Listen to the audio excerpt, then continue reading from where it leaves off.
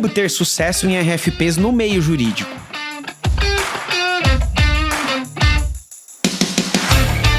Quem está à frente da geração de negócios em um escritório já deve ter participado de algum bid ou concorrência por meio de uma RFP. Prática comum de grandes empresas, as RFPs também agora são uma porta de entrada em muitos negócios de médio porte e até em algumas pequenas organizações. Cada empresa elabora uma RFP baseada em suas necessidades e cultura de compras. Dito isto, não existe uma fórmula mágica e única de se obter sucesso em toda e qualquer RFP. Por outro lado, certamente existem boas práticas para se participar de RFPs. Eu sou Leandro Ramos e este é o Juridicast, o seu podcast de marketing e negócios jurídicos. Para falarmos sobre como funcionam as RFPs no meio jurídico e quais as melhores práticas recomendadas para se participar de uma, tenho o prazer de receber no Juridicast a Andréa Paulillo, que é gerente de desenvolvimento de negócios do Tosini Freire Advogados. Andréa, que bom tê-la aqui com a gente no Juridicast.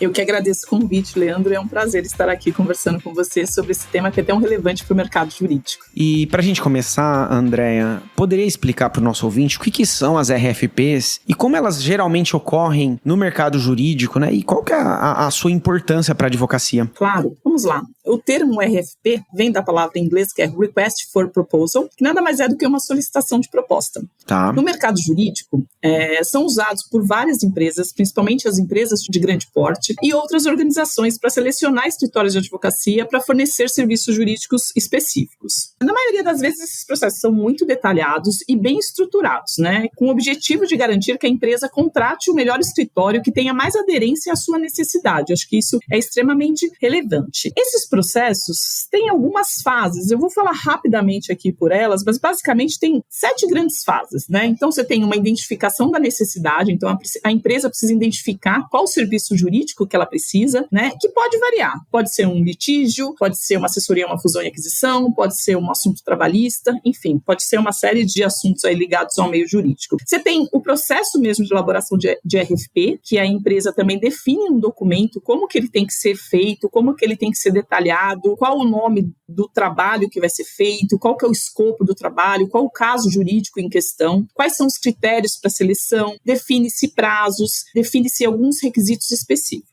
Tem a fase que é a de distribuição dessa RFP, então, na maioria das vezes, essas empresas já têm uma lista ali, meio que pré-selecionada, de escritórios que são capazes de atender a demanda, né? Então, eles enviam isso para essas empresas para que essas empresas participem desse processo. Tem a fase que é a submissão das propostas, né? Então, quando um escritório decide participar, ele tem interesse, então ele começa a preparar os documentos, né? E tem que fazer a entrega dessa proposta, desses documentos, dentro de um prazo que é especificado quando é feita a abertura desse processo. Na maioria das vezes, as propostas têm uma descrição do serviço oferecido, qual que é a estratégia jurídica que está por trás disso, quais são o histórico de casos que são semelhantes, quais são as pessoas, as equipes que estarão envolvidas e qual o orçamento, ou seja, os honorários que serão estimados. Além disso, tem a avaliação das propostas, né? Então, a empresa recebe, faz uma avaliação com base nos critérios que foram definidos e avalia a qualidade da estratégia jurídica, a experiência do escritório, os custos, né? Os valores envolvidos e até mesmo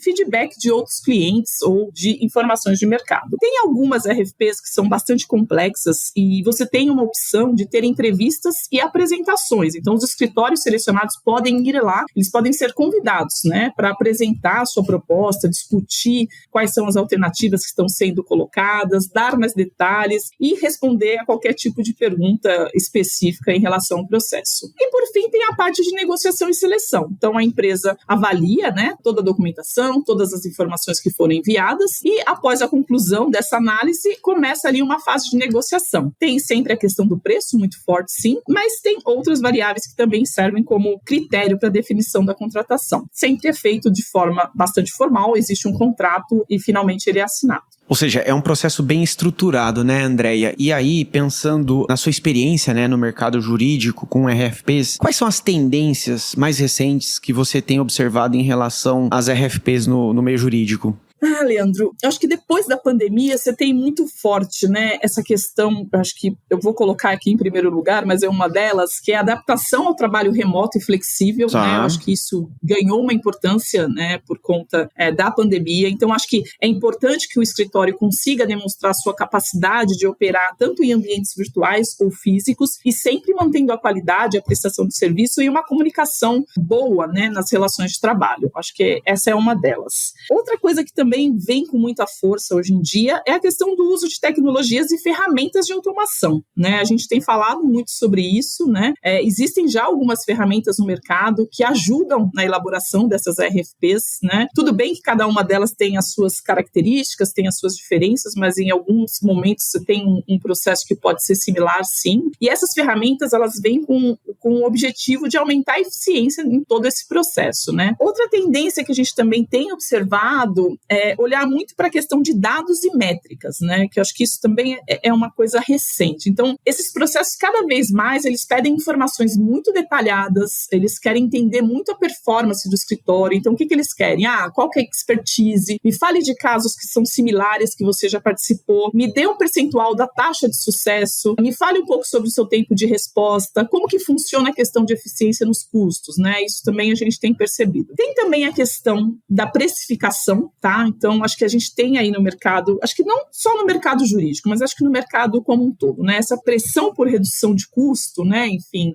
isso acho que é algo constante. E eu acho que tem essa forma que a gente pode falar que é diferente de fazer a precificação. Você pode criar outras estruturas que sejam mais detalhadas, mais sofisticadas e que você tenha alternativas de cobrança além do valor hora, que é uma forma muito tradicional dentro do mercado jurídico, né? Então você pode ter o valor hora, você pode ter o valor fixo, você pode ter parcelas, você pode ter situações em que você só vai receber os honorários caso tenha êxito, enfim. E aí depende muito de cada escritório, de como consegue conduzir com essa questão. Tem um item também que é muito importante, que é a questão da diversidade, inclusão, responsabilidade social. Isso também são fatores que cada vez mais são levados em conta. Então, essas perguntas, na maioria das RFPs que a gente tem recebido, acho que 99% delas, eles querem entender qual que é o quadro de funcionários da empresa, qual a equipe que vai participar, quem são homens, mulheres. Falam muito sobre a questão de diversidade e inclusão, né? Responsabilidade social também, sustentabilidade. Esse também tem a questão do ESG, que também hoje é um dos temas mais corriqueiros, acho que todo mundo está falando sobre isso. Eu tenho também integração de serviços e consultorias. Tem algumas empresas que elas veem com bons olhos, além dessa questão de você atender o escopo do trabalho, daquilo que foi definido na RFP, você também compartilhar ou até mesmo contribuir com uma consultoria que seja mais estratégica, falando de outras informações, falando de insights do mercado, falando de potenciais riscos, ter uma atuação em áreas que a gente entende que são complementares, que é compliance, gestão de risco. Então, isso também acho que é uma tendência. E, por fim, eu vou falar muito sobre a questão de segurança e proteção de dados, né? Que isso também é uma preocupação, acho, constante, cada vez mais em todas as empresas, e eu acho que é indispensável que o escritório tenha práticas de segurança de dados e esteja em conformidade com a LGPD, né? São essas que eu tenho para listar, Leandro. Ou seja, são bastante tendências. E, Andréia, uma coisa que eu estou pensando aqui, por um lado, né, quando a gente está vendendo um serviço, a gente quer ser demandado, né? Mas, por outro, a pergunta que eu tenho é, o escritório deveria participar de toda a RFP e mais, né? Se não deveria, quais critérios ele deveria considerar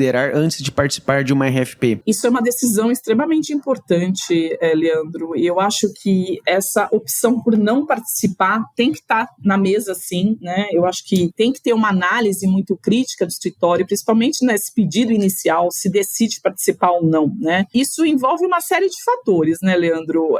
Eu acho que eu costumo olhar muito para a questão da viabilidade financeira da RFP, né? Quais são os critérios, qual que é o valor? Às vezes você tem um range de valor, né? E de repente você começa a trabalhar e você vê que você não vai sustentar aquilo de maneira, como que eu posso dizer, com uma saúde financeira. Você, né, vai ter ali um prejuízo. Então, acho que tem esse primeiro olhar antes de começar a fazer qualquer coisa, né? Porque às vezes começa a preencher os documentos, separar a documentação, fazer uma série, movimentar a empresa inteira, mas chega no metade do caminho e entende-se que não tem viabilidade financeira, né? E que aquilo não é sustentável. Então, eu acho isso bastante preocupante. Acho que esse é um ponto de alerta. Outra coisa que eu acho importante também, dependendo do escopo da RFP, entender se o escritório tem uma expertise, tem uma experiência relevante para atender a demanda, entendeu? Tá bem. Porque às vezes você recebe uma RFP, sei lá, eu sou um escritório que sou uma boutique que trabalha com direito trabalhista e é para trabalhar numa fusão e aquisição, não faz muito sentido, né? Então, acho que não é o caso, né?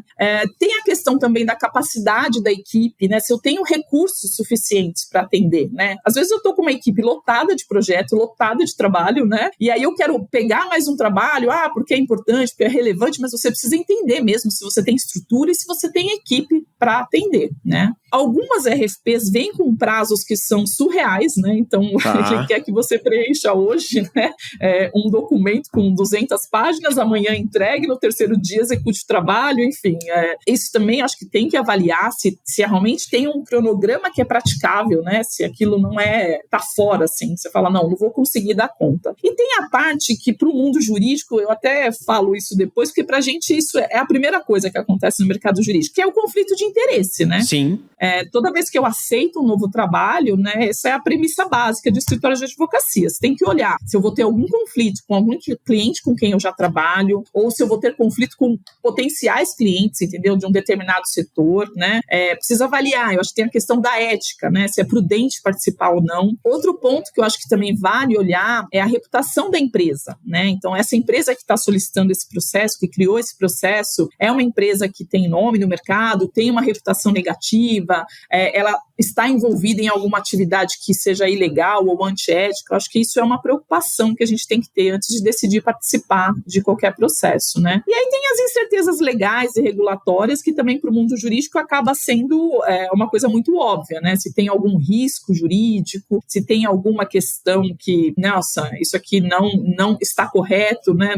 No meio jurídico, enfim, acho que todos esses itens são importantes. Eu vou falar só mais um, Leandro, que esse também eu acho que é importante. Fique à vontade. Eu acho que toda vez que você olha para um trabalho, para uma solicitação de trabalho, é muito importante você entender se aquilo está de acordo com missão e valores do escritório, né? Se aquilo está de acordo com a estratégia do escritório. É muito importante que você fale, ok, eu tenho aqui esses processos para participar, mas isso aqui está dentro do escopo que eu defini. Qual que é o meu foco estratégico? O meu foco estratégico é atuar nesse setor, o meu foco estratégico é angariar mais clientes desse porte. Eu acho que isso é sempre muito importante, assim.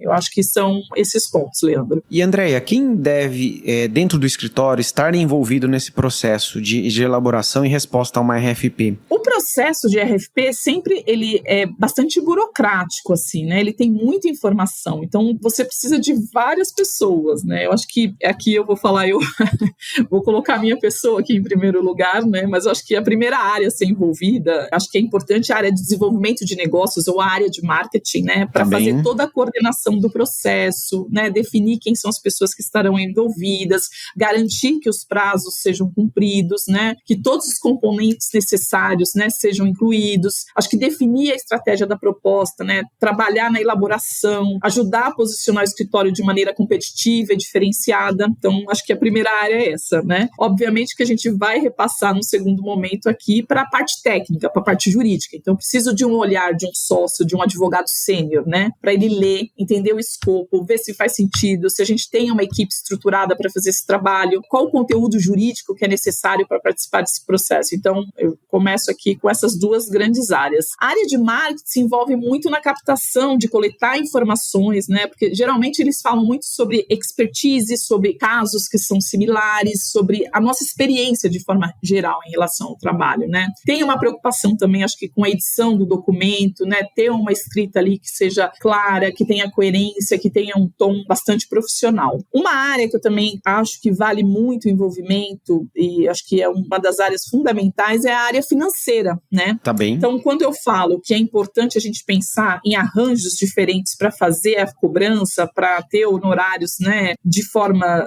diferenciadas, eu acho que é muito importante que o pessoal da área financeira possa avaliar se o que está sendo proposto, né, se os valores que estão sendo cobrados vai garantir uma rentabilidade, né, se tem viabilidade financeira, porque às vezes a gente quer inovar, cria estruturas que são diferentes, então vou pagar uma primeira parcela assim, se eu ganhar eu vou pagar assim, em vez de eu cobrar por hora eu vou fazer uma hora média, enfim, a gente começa a criar ali, mas em algum momento alguém tem que olhar para isso, ver se isso tem viabilidade financeira, se a rentabilidade, se a margem estão de acordo, né, se a gente vai ter ali um lucro que seja razoável. E aí, eu já emendo aqui nas áreas, Leandro, de TI e tecnologia, né, para a gente entender se a gente tem ferramentas e soluções tecnológicas que são adequadas para a entrega do trabalho. Tem a parte também de segurança da informação e compliance, que também é super importante. Geralmente, a área de marketing está muito próxima próxima também da área de recursos humanos, né, para entender quem é a equipe, se as pessoas têm a qualificação necessária, se tem experiência, né? Às vezes você tem ali RFPs que pedem documentações sobre o currículo, certificados,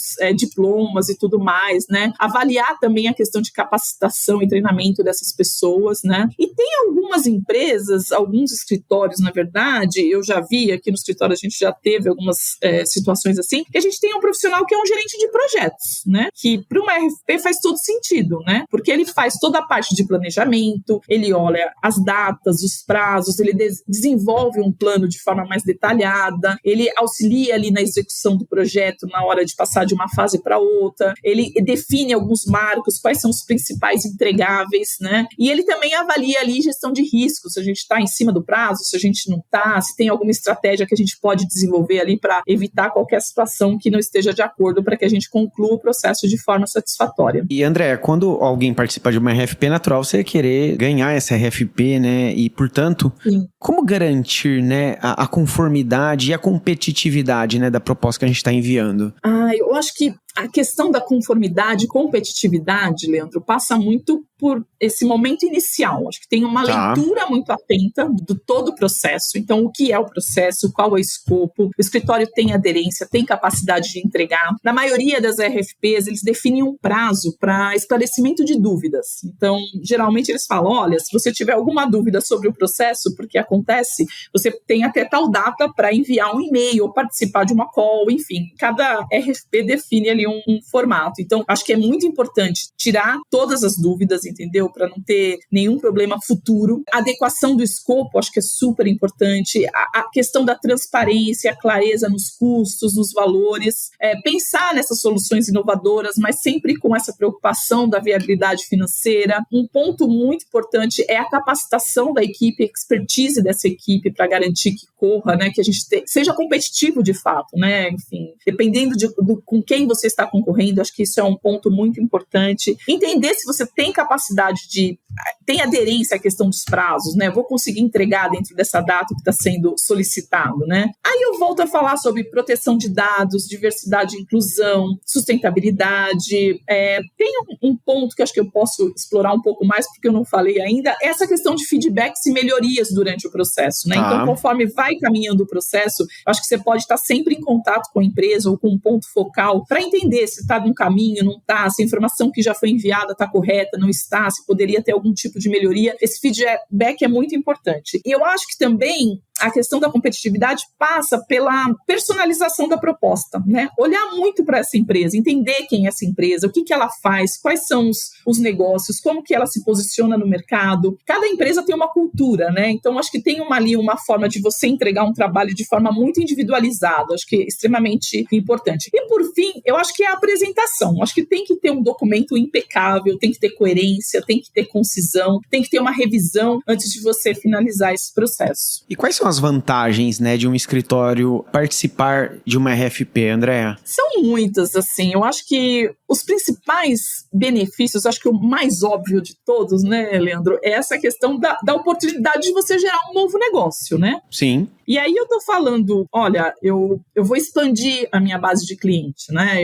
Isso sempre é muito bom, né? Essa frase, a expansão da base de clientes. Eu acho que tem a questão da projeção de receita. Quando você ganha uma RFP que tem um contrato que tem ali um valor substancial, você começa a pensar num fluxo de receita que é mais previsível, que é mais estável. Outro ponto extremamente importante é a parte de crescimento e desenvolvimento profissional dessa equipe. Então, se você está participando, você está entregando um novo trabalho, automaticamente essa equipe vai adquirir um know-how nesse tipo de trabalho, vai estar preparada para outras oportunidades, né? Então, acho isso extremamente importante. Dependendo da empresa que está do outro lado, o nome que você tem ali, você também gera a questão da reputação, da credibilidade, entendeu? Assim, então, eu ganhei essa RFP, é uma empresa grande, ela trabalha nesse setor, tem uma sofisticação alta ou não esse tipo de trabalho, tem um volume muito grande, eu acho que isso é extremamente importante.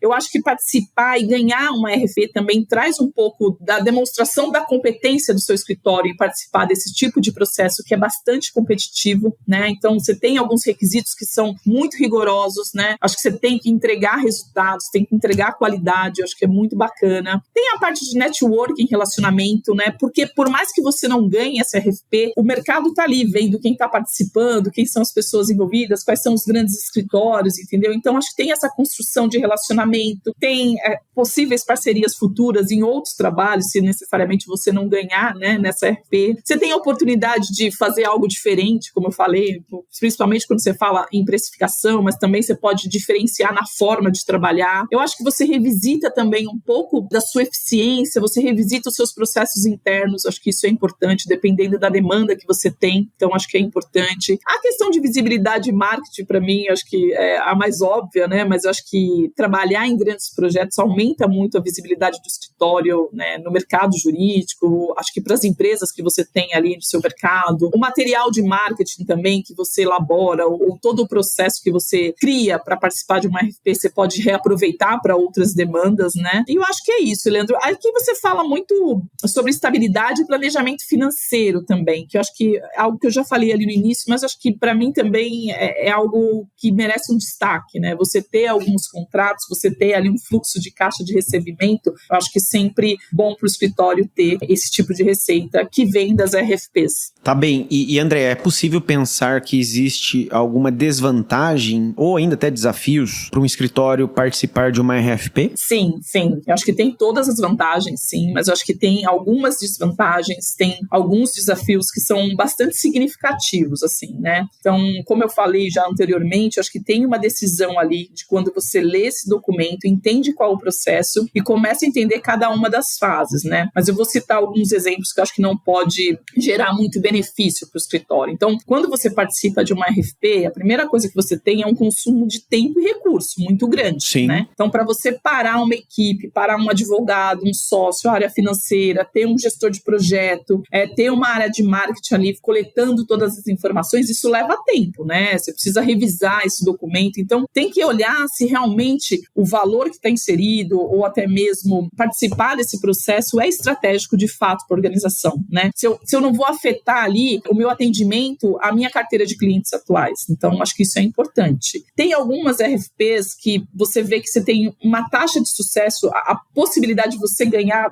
às vezes é por histórico, às vezes é só lendo o documento, né? Falar, nossa, é pouco provável que eu ganhe, porque eu olho, nossa, quem que está concorrendo? Nossa, é um escritório que é extremamente especialista nesse assunto. Será que realmente tenho chances? Eu acho que isso precisa olhar, né? Você tem alguns concorrentes muito fortes. Será que vale a pena eu gastar todo esse tempo, né? Aí tem a questão do preço sempre, né, Leandro? Assim, você tem uma pressão para reduzir os honorários sempre, mas, ok, eu posso reduzir até quanto, né? Assim, isso vai impactar a minha rentabilidade? Que tipo de modelo de precificação que eu posso fazer, né? A minha margem vai cair? Eu acho que isso é extremamente importante. Alguns processos você começa a ler e os requisitos são muito extensos, são muito complexos. Aí você fala, nossa, você começa a ler, você fala, não vou conseguir atender. Então, eu acho que, não, se eu não tenho condições de atender, é melhor não participar, né? Eu acho que isso pode gerar, sei lá, um dano para a reputação do escritório, né? O risco de conflito de interesse, como eu já falei, né? Isso também, eu nem coloco isso em primeiro lugar, porque para o escritório de advocacia isso é a primeira coisa. Então, assim, qualquer coisa que vai gerar qualquer conflito com um cliente seu ou futuros clientes, eu acho que tem que parar, não tem que participar. Tem um item, Leandro, que é a questão de divulgação de informações que são confidenciais. Então, geralmente, eles pedem muita informação sobre o escritório, né? Então, você tem que se certificar se a empresa que está conduzindo esse processo está usando todas as ferramentas, se você tem uma garantia de que essas informações não serão divulgadas. Isso é muito importante, né? Você tem que ter garantia de que as informações serão mantidas ali em sigilo. O desvio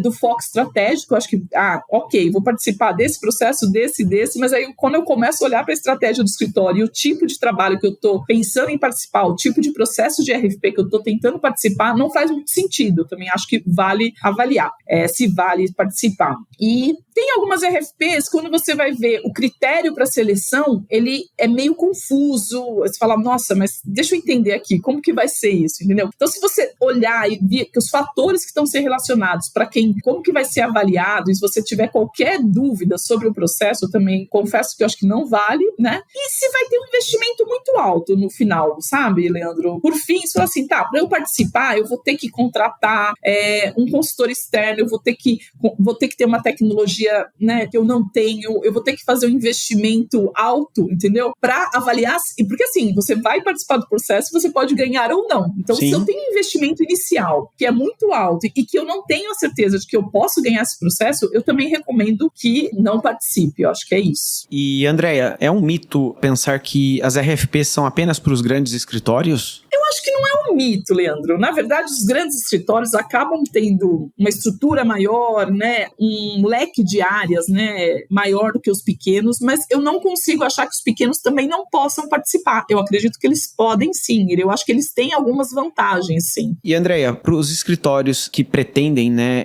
obter mais eficiência nas RFPs, como que eles podem se preparar melhor, né, para serem bem-sucedidos em futuras RFPs, né, considerando as tendências e mudanças do mercado jurídico? Vamos lá. Eu acho que passa muito por essa questão da adaptação às novas tecnologias, né? Então, a gente fala de automação, a gente fala de inteligência artificial, né? Que eu acho que são pontos importantes. Eu acho que isso otimiza a questão da pesquisa jurídica, a revisão de documentos, análise de dados. Tem plataformas hoje em dia de gestão de projetos, né? Então, você tem softwares de gestão de casos, projetos. Eu acho que isso aumenta bastante a eficiência e a transparência, né? Durante o processo, durante a execução do trabalho. Tem a parte de especialização em conhecimento técnico, e hoje a gente vê muito algumas áreas, né, que estão em altas, que são práticas que eu posso dizer chamar de emergentes, né? Então, você tem o direito digital, você tem privacidade de dados, você tem a questão de ESG, você tem a questão de gestão de crise, compliance, que são extremamente importantes. Eu acho que é importante sempre incentivar as equipes a obter as certificações, participar de cursos de atualização nessas áreas, né? Tanto nas áreas tradicionais como em novas áreas. Eu acho que a proposta de valor sempre tem que ser muito clara, tem que ser diferenciada, acho que tem que mostrar ali uma expertise, mas com muita clareza, destacar os pontos fortes do escritório, né? Se diferenciar dos concorrentes sempre que possível. Eu acho que tem uma questão também de apresentar cases de sucesso, né? Casos que são similares, né? Depoimentos de clientes satisfeitos, obviamente com a autorização dos mesmos, né? Acho que demonstrar essa eficiência, essa eficácia, né? E a expertise do escritório. Uma das coisas que eu acho mais importante, Leandro, é a questão do foco no cliente, sabe? Entender realmente quais são as necessidades do cliente, estudar, né? Olhar para essa empresa, quem é essa empresa, como eles atuam, fazer pesquisas, ter reuniões prévias, ouvir o cliente, né? Acho que isso é muito importante. Então, entender de forma profunda ali quais são as necessidades e principalmente quais são as expectativas, né, do cliente, assim, né? Quando a gente participa. Ter uma comunicação eficiente, né? Que tem que ser clara, tá ali sempre muito próximo, acho que durante todo o processo, bem como se você for aprovado, se você ganhar RFP, né, durante a execução dos serviços. A questão de sustentabilidade, responsabilidade social, diversidade e inclusão, acho que a gente mantém. Tem a questão de marketing e branding, então eu acho que cada vez mais é importante essa questão da presença online, né, ter uma presença digital forte, ter um website atualizado, ter perfil nas redes sociais, né, gerar um conteúdo que é relevante, né, seja por meio de blog, webinar, evento, enfim. O network e o relacionamento, eu acho que é sempre muito importante, aí eu estou falando óbvio, né, mas participar de conferências, seminários, eventos, né, fortalecer a rede de contatos, as parcerias estratégicas. Tem uma ferramenta que eu gosto muito, que às vezes a gente subestima muito, que é o feedback, né, é ouvir, né, mesmo que você não ganhe RFP, eu acho que é importante você entender o porquê você não ganhou, né. E André, o pessoal comenta o porquê que o escritório não ganhou uma RFP? Sim. Tem muita empresa que retorna pra gente e fala. Legal. Tem outras que não, tá, Leandro? Assim. Mas eu acho que a gente, aqui dentro do nosso papel, né, desenvolvimento de negócios, marketing, o escritório de forma geral, eu acho que a gente tem que buscar ouvir o cliente, né? Ouvir a empresa que conduziu o processo, entender, né, por que não ganhamos. Eu acho que isso é muito importante e eu acho que isso serve muito como reflexão para que a gente mude a rota, reveja os nossos processos internos, avalie futuros processos, se a gente deve participar ou não. Eu acho que essa informação tem uma relevância muito grande. E é importante também entender o porquê ganhou muitas vezes, né? Porque às vezes a gente ganha, vai lá, comemora e não entende claramente por que foi o escolhido, né? Exato. E eu acho que é muito bacana ouvir da empresa, do cliente, qual foi o diferencial, né? Sim. O que fez com que ganhássemos esse processo. Acho que isso é bastante satisfatório, inclusive. Legal. André, nosso episódio está caminhando para o final e como uma última pergunta, pergunta. Para quem não participa ainda de RFPs, o que deveria ser feito para, enfim, começar a ser convidado, né, para esses processos? Sim. Eu acho que hoje em dia, Leandro, a gente tem muita informação, né, na rede. A gente consegue, acho que, olhar um pouco, fazer algumas pesquisas e entender quais são os setores que mais conduzem esse tipo de processo, quais são as empresas. Acho que ter ali uma lista, né, tentar olhar para quem são essas pessoas, acho que é importante. Mas eu acho que tudo passa por uma série de fatores, né? Então, você fala de uma reputação sólida, né, do escritório no mercado. Acho que tem uma coisa de focar na entrega do serviço, na alta qualidade, né? Criar uma reputação que seja positiva no mercado. Eu acho que essa parte de colher depoimentos e ter referências, né, de clientes que estão satisfeitos, né? Solicitar autorização para o uso em propostas futuras, eu acho bacana. O network, o relacionamento, eu já falei para vocês, mas eu acho que isso é extremamente importante. Aí você tem algumas formas para que isso aconteça.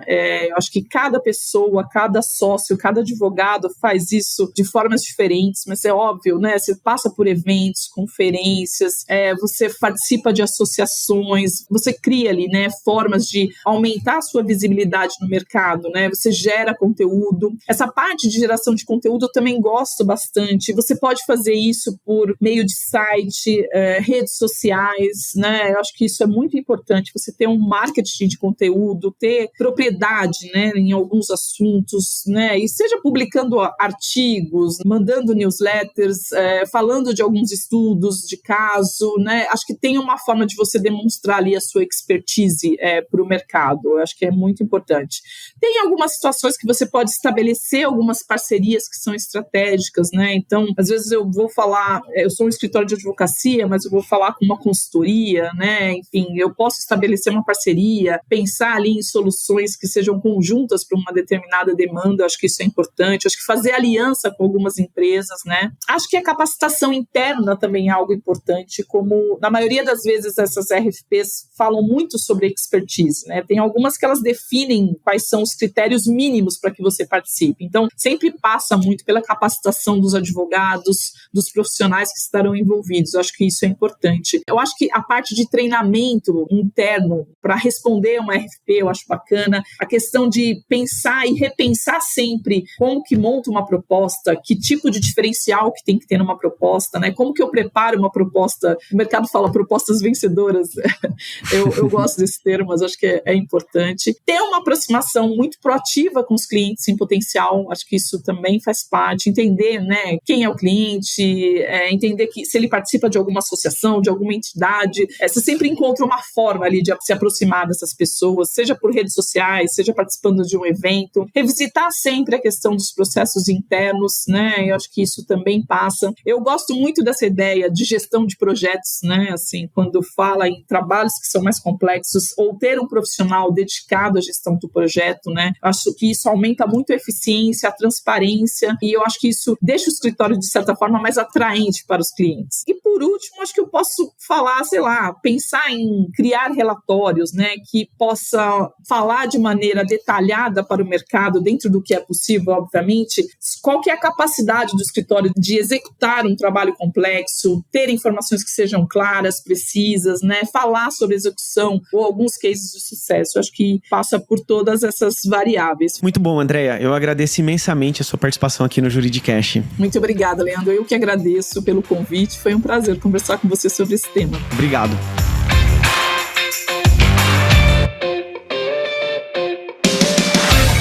Se você gostou desse episódio, não esqueça de avaliar a gente no tocador de sua preferência. Lembre-se que o Juridicast é produzido pela Agência Javali, especialista em marketing e negócios jurídicos. Vejo você na próxima quarta-feira, às 7 da manhã.